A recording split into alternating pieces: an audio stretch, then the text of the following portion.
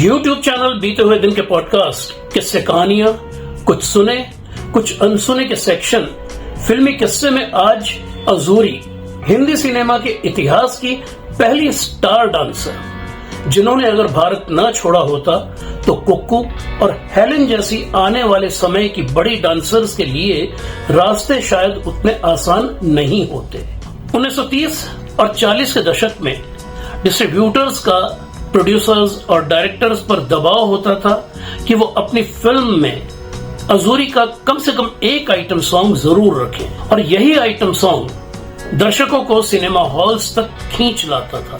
अजूरी का जन्म 20 नवंबर 1907 को बेंगलोर में हुआ था। उनके पिता डॉक्टर योहान गैजलर सर्जन थे। वो जर्मनी के रहने वाले एक यहूदी थे और भारत में पोस्टेड थे। अजूरी की मां मनोरमा केरल के एक हिंदू परिवार से थी। पिता ने अजूरी का नाम एना मारिया गैजलर रखा तो मां ने देवी देवयानी।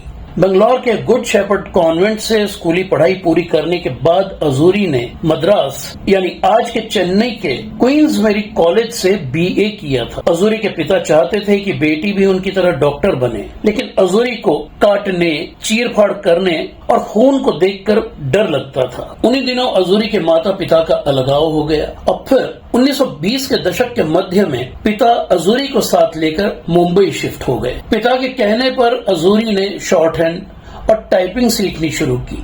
1930 के दशक में टॉकी सिनेमा का दौर शुरू हुआ तो अजूरी पर्दे पर कलाकारों को बोलते गाते देखकर बहुत प्रभावित हुई। सिनेमा उन्हें अपनी ओर आकर्षित करने लगा, लेकिन उनके पिता केवल वेस्टर्न डांस और म्यूजिक के पक्षधर थे और चाहते थे कि अगर अजूरी को सीखना ही है तो वो बैले सीखे, पियानो बजाना सीखे। लेकिन अजूरी कथक, मणिपुरी और भरतनाट्यम जैसे भारतीय नृत्यों की दीवानी थी। मुंबई आने के बाद उनके पिता 3 आर्ट सर्कल नाम की आर्ट एंड कल्चरल संस्था से जुड़ गए थे, जिसके ऑर्गेनाइजर बेगम आतिया फैजी रहमानी थी, जो उस दौर की एक मशहूर लेखिका, कला प्रेमी और तरक्की पसंद महिला थी। अजूरी के झुकाव को देखते हुए अतिया ने उन्हें भारतीय कलाएं सीखने के लिए प्रेरित किया।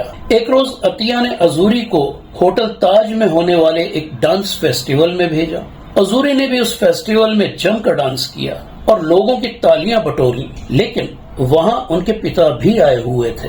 अजूरी को नाचता देखकर उन्हें बहुत गुस्सा आया और देर शाम जब अजूरी घर पर पहुंची तो पिता ने उनकी पिटाई कर दी थी। साल 1933 में अजूरी के पिता गुजरे तो बेगम अतिया ने अजूरी को पूरी तरह अपनी छत्र छाया में ले लिया था। अजूरी को अपनी मां से हिंदू संस्कार भी मिले थे, इसलिए वो हिंदू देवी देवताओं और उनकी कहानियों से भी परिचित थी। 1933 में लेखक, उपन्यासकार और नाटककार जॉर्ज बर्नार्ड शॉ भारत आए तो मुंबई में अजूरी ने उनके सामने राधा कृष्ण का नृत्य किया। बर्नार्ड शॉ उनके डांस से बहुत प्रभावित हुए। उस समारोह में शामिल तुर्की की लेखिका, पॉलिटिकल एक्टिविस्ट खालिदा अदीब खानम ने अतिया से अजूरी का नाम पूछा और जब उन्हें पता चला कि इस लड़की का नाम देवी देवयानी है तो उन्होंने कहा, इसका नाम बुता ए अजारी रख दो। दरअसल अरबिस्तान में जन्मे तीनों धर्मों यहूदी, ईसाईयत और इस्लाम की मान्यताओं के अनुसार अजार पैगंबर इब्राहिम के पिता थे और वो एक बेहतरीन मूर्तिकार अर्थात बुत तराश थे, और इसीलिए अजूरी को ये नया नाम मिला, बुता ए अजारी अर्थात अजार की बनाई हुई मूर्ति, जिसकी तर्ज पर अजूरी ने देवी देवयानी की जगह अपना नया नाम अजूरी रख लिया था। अजूरी ने पंडित नारायण राव व्यास से गायन सीखा, बीकानेर रियासत के उस्ताद सुलेमान खां से नृत्य सीखा, लखनऊ जाकर शास्त्रीय गायन की शिक्षा ली, मद्रास जाकर भरतनाट्यम सीखा, मणिपुरी नृत्य और कथक की भी शिक्षा ली। उसी बीच साल 1934 की नादिरा से उन्होंने फिल्मों में कदम भी रख लिया। अजूरी ने फिल्मों में काम पाने के लिए कभी भी किसी भी तरह का समझौता नहीं किया, और अगर कभी किसी ने उनके साथ गलत हरकतें करने की कोशिश की तो उन्होंने सरेआम उसका हाल ऐसा बेहाल किया कि लोग उनके पास आने से डरने लगे। उनका नाम रणचंडी रख दिया गया था। उनके गुस्से का शिकार होने वालों में चंदूलाल शाह, देवकी बोस, नजीर, A.R. कारदार, मोतीलाल, J.K. नंदा और महबूब खान जैसे दिग्गज भी शामिल थे। ये तमाम लोग अपनी गलत हरकतों की वजह से कभी न कभी अजूरी के हाथों पिट चुके थे, लेकिन अजूरी को वो नजरअंदाज भी नहीं कर सकते थे, क्योंकि डिस्ट्रीब्यूटर्स की पहली शर्त होती थी कि फिल्म में अजूरी का एक आइटम सॉन्ग जरूर रखा जाए।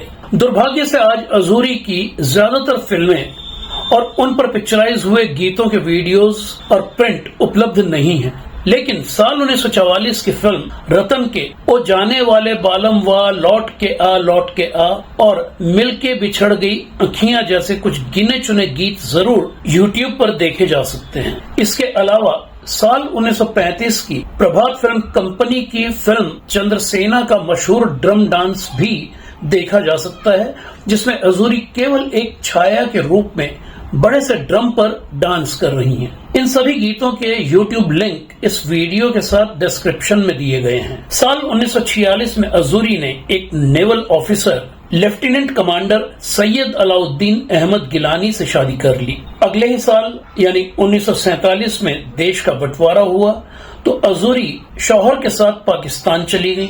1934 से 1947 के बीच के उन 14 सालों में अजूरी ने लगभग 50 फिल्मों में काम किया था।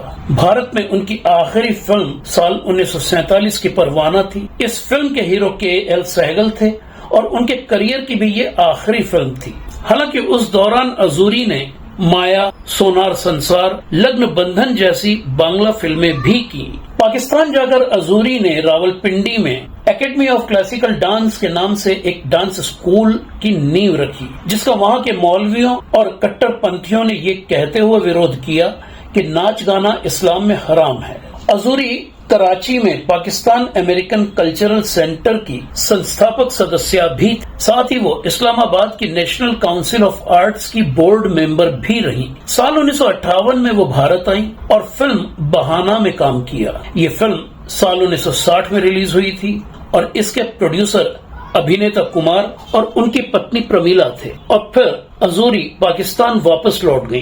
पाकिस्तानी फिल्मों के स्तर और फिल्मी दुनिया के तौर तरीकों से वो बहुत निराश थी, इसलिए उन्होंने खुद को अपने डांस ग्रुप में व्यस्त कर लिया और फिर अपने ट्रूप के साथ उन्होंने सिंगापुर, मलेशिया, अफ्रीका, अमेरिका और इंग्लैंड जैसे कई देशों, महाद्वीपों में डांस प्रोग्राम किए। हालांकि अजूरी ने साल 1959 की पाकिस्तानी फिल्म झूमर में भी काम किया था। साल 1977 में जियाउल हक ने देश में मार्शल लॉ लगाया और साथ ही आर्ट, म्यूजिक, ड्रामा से संबंधित सभी स्कूलों, संस्थानों, ग्रुप्स और ट्रूप्स को गैर इस्लामी घोषित करते हुए उन पर भी पाबंदी लगा दी।